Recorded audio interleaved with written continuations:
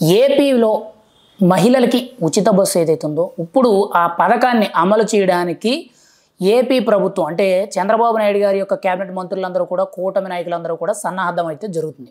అయితే ఈ హామీ ఆల్రెడీ గత 2 నెలల నుంచి కూడా అమలు చేసుకొస్తాం అని చెప్పి చెప్పడం జరిగింది. ఇప్పుడు ఈ నెల ఆగస్టు 15వ తారీఖున రాష్ట్ర వ్యాప్తంగా ఉన్న మహిళలందరికీ కూడా ఇందులో చదువుకునే పిల్లలు కావచ్చు, మహిళలు కావచ్చు, వృద్ధులు కావచ్చు, ఎవరైనా కానీ మహిళలందరికీ కూడా ఈ బస్సు సదుపాయం అనేది ఫ్రీగా కల్పించడం అయితే జరుగుతుంది. అయితే రాష్ట్ర వ్యాప్తంగా ఇప్పటికే కూడా 6700కు పైగా బస్సులు అనేవి రాష్ట్ర వ్యాప్తంగా ఈ ఉచిత బస్సు పథకం ఏదైతే ఉందో దీనికి సంబంధించి ఆల్రెడీ ఏర్పాట్లు చేయడం జరిగింది. బస్సులన్నీ కూడా సన్నాహం చేయడం జరిగింది. అయితే ఈ 6700 బస్సులో ముఖ్యంగా చూసుకుంటే డిస్ట్రిక్ట్ లెవెల్లో అంటే రూరల్ ఏరియాస్లో తిరగడానికి పల్లె వెలుగు, అల్ట్రా పల్లె వెలుగులు అండ్ మెయిన్గా సిటీ లెవెల్లో అంటే విజయవాడ, వైజాగ్ అటువంటి సిటీల్లో తిరగడానికి సిటీ బస్సులు, city ordinary and metro express బస్సులు ఏవైతే ఉన్నాయో ఇలా 5 రకాల బస్సులను అయితే కేటాయించడం జరిగింది. కేవలం ఈ బస్సుల్లో మాత్రమే మహిళలు ఎక్కినట్లయితే వాళ్ళకి ఫ్రీగా జర్నీ అనేది రూపాయి కూడా కట్టించుకోకుండా ఫ్రీగా వాళ్ళైతే ఎక్కడి నుంచి ఎక్కడికైనా ప్రయాణం చేయవచ్చు.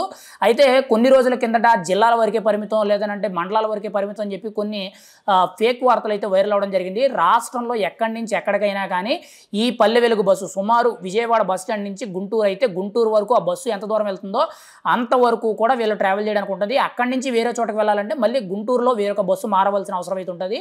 ఇలా రాష్ట్ర వ్యాప్తంగా ఎక్కడి నుంచి ఎక్కడికి వెళ్ళాలన్నా కానీ మహిళలందరికీ కూడా ఉచిత బస్సుని కల్పించడం జరిగింది. దాంతోపాటు ముఖ్యంగా చూసుకుంటే ఎక్స్ప్రెస్ కానీ డీలక్స్, సూపర్ లగ్జరీ, హైటెక్ బస్సులు అని ఏవైతే అంటారో ఆ బస్సులకైతే ఈ ఉచిత బస్సు ప్రయాణ సదుపాయం ఏదైతే ఉందో దీన్ని రద్దు చేయడం అయితే జరిగింది. కేవలం Palle Velugu, ultra Palle Velugu, city ordinary and metro express బస్సులు ఏవైతే ఉన్నాయో వీటికి మాత్రమే ఈ ఉచిత బస్సును కల్పించడం అయితే జరిగింది. సుమారుగా పథకం మొదలు పెట్టడం వల్ల 1950 కోట్ల వరకు కూడా బడ్జెట్ అవుతుందని చెప్పి రవాణా శాఖ మంత్రి అయిన మండిపల్లి రాంప్రసాద్ రెడ్డి గారు అయితే తెలియజేయడం జరిగింది. అయితే ముఖ్యమంత్రి గారి ఆదేశాలతో ఆగస్టు 15వ తారీఖున రాష్ట్ర వ్యాప్తంగా ఉన్న ప్రతి చోట కూడా బస్సు సదుపాయం అన్న ప్రతి చోట కూడా ఈ ఉచిత బస్సు అనే పథకాన్ని అమల్లోకి తీసుకురావడం అయితే జరుగుతుంది. దీనికి రూల్స్ అండ్ రెగ్యులేషన్స్ ఏంటంటే స్థానికులై ఉండాలి, వాళ్ళ ఆధార్ కార్డు చూపించి బస్సు ఎక్కినట్లయితే 0 టికెట్ అనేది ఇష్యూ చేయడం జరుగుతుంది. ఆ 0 టికెట్లో ఏవైతే డబ్బులు ఉంటాయో అంటే ఏదైతే ఎంత దూరం అయితే ప్రయాణం చేస్తారో సుమారు ఒక 40 రూపాయలు ఛార్జీ అయితే ఆ 40 రూపాయలు అనేది ప్రభుత్వ ఖజానా నుంచి ఆర్టీసీ ఖజానాకి మళ్లించడం జరుగుద్ది. ఇలా కొన్ని వందల వేల మంది ప్రయాణించడం వల్ల నెల కూడా కొన్ని వందల కోట్ల అనేది ప్రభుత్వం మీద భారం పడుతుంది. ఆ ప్రభుత్వం ఈ సొమ్మంతా కూడా ఆర్టీసీలోకి జమ చేయడం అయితే జరుగుద్ది. ఇక్కడ ఆర్టీసీకి నష్టాల్లో ఆల్రెడీ ఉందని చెప్పి మనం చెప్తూనే ఉంటాం.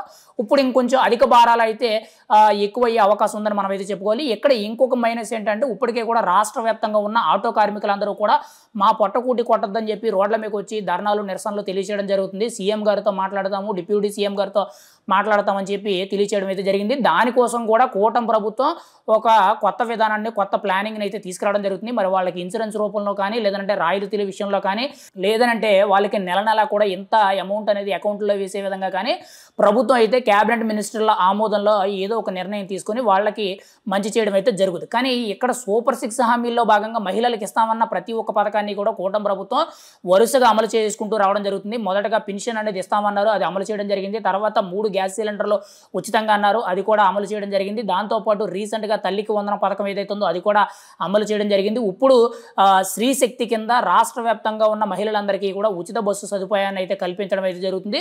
ఇంకొకటి మహిళలకి 1500 రూపాయలు ఏదైతే ఇస్తానన్నారో ఆడబిడ్డ నిధి కింద అని చెప్పి ఏదైతే చెప్పారో అది కూడా కొద్ది రోజుల్లోనే దాన్ని కూడా అమలు చేస్తామని చెప్పి ముఖ్యమంత్రి చంద్రబాబు నాయుడు గారు, ఉప ముఖ్యమంత్రి పవన్ కళ్యాణ్ గారి సారథ్యంలో కూటమి ప్రభుత్వం తరపు నుంచి ఒక కీలకమైన సమాచారం అయితే బయటకు తెలియచేయడం అయితే జరిగింది. అయితే ఈ ఆగస్టు 15వ తారీఖు నుంచి రాష్ట్ర వ్యాప్తంగా మహిళలందరికీ కూడా ఉచిత బస్సు అని చెప్పి సీఎం చంద్రబాబు నాయుడు గారు, రవాణా శాఖ మంత్రి అయిన మండిపల్లి రాంప్రసాద్ రెడ్డి గారు తెలియజేయడం అయితే జరిగింది. ఖచ్చితంగా ఈ పథకంతో కూటమి ప్రభుత్వానికి ఇంకొంచెం బలం చేకూరే అవకాశం ఉందని చెప్పి మనం అయితే గట్టిగా చెప్పవచ్చు.